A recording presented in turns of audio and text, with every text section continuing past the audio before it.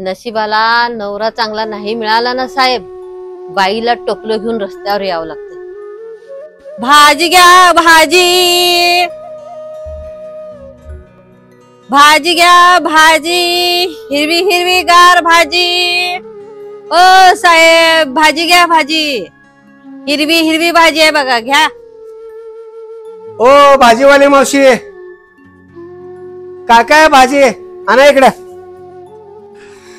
हे बघा साहेब, मेथीची भाजी हाय, कांद्याची पात हाय, तांदूसा हाय, पालकाची पिंडी हाय, बघा काय घेता। बर, ते मेथी, कांद्याची पात, पालक कसं आहे? हे बघा साहेब, कांद्याची पात आहे ना 20 रुपयाला पिंडी आहे, मेथीची 30 रुपयाला हाय, पालकाची 20 रुपयाला हाय, आणि तांदूशाची ती 30 रुपयाला हाय बघा।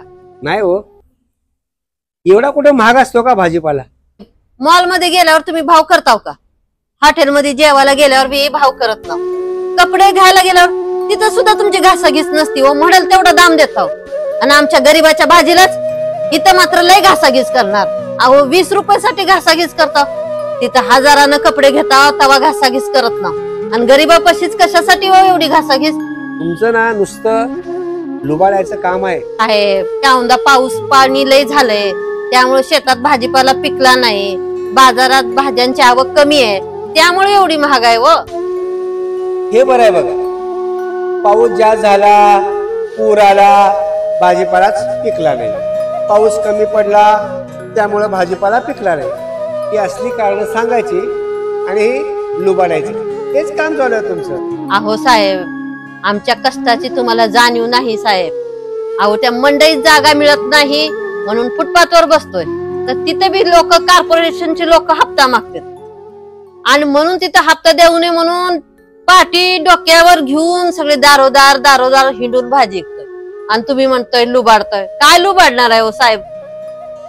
हे बघा, सगळ्या भाज्यांचे भाव कमी करून देत असाल तर मी भाज्या घेतो, नसेल तर मला काय गरज नाही। अहो साहेब, ही भाजी दिवसभर विकून घर चालवायचं, पोरांची शिक्षण करायचं, आणि कधी चुकून माकून जास्त पैसा झाला, नवरा येतय हातातून हिसकाटून नेतय, कसं भागवायचं साहेब? नवरा पैसे हिसकावून घेतो म्हणजे? अहो साहेब, दारुड्या नवऱ्याचे व्यसन कसलं असतंय?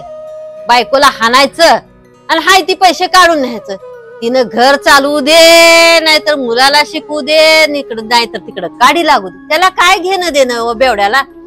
नशिबाला नवऱ्याची साथ असली ना तर बाईला काय कमी पडत नसतंय, पण आमच्या नशिबाला नवऱ्याची साथच नाही हो।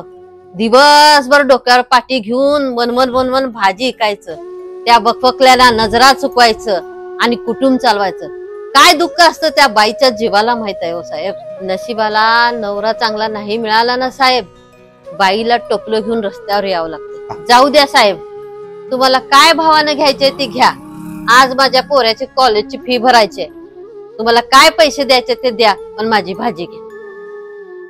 हे बघा मावशी, मी सगळा भाजीपाला घेतो, पण तुम्ही जो दर सांगितलाय त्या दराने सगळा भाजीपाला घेणार, मला कमी करून अजिबात देऊ नका। अहो असं दिवसभर उन्हात तानात वनवन फिरण्यापेक्षा कुठेतरी 4 पैशाची नोकरी का बघत नाही तुम्ही? अहो साहेब, मी अंगठा बहादूर बाई, आम्हाला कोण काम देतंय हो? कुठे राहता हो तुम्ही?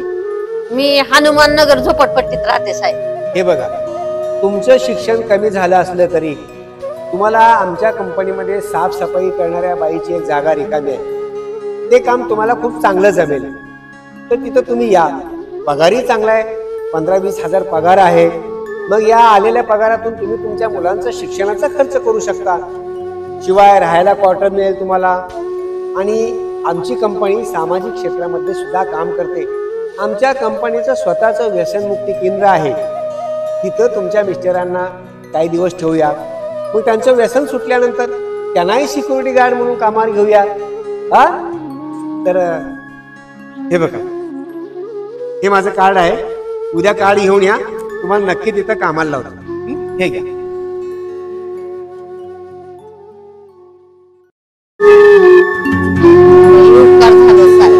देवच पावला नशीब, लय लय तुमचं उपकार।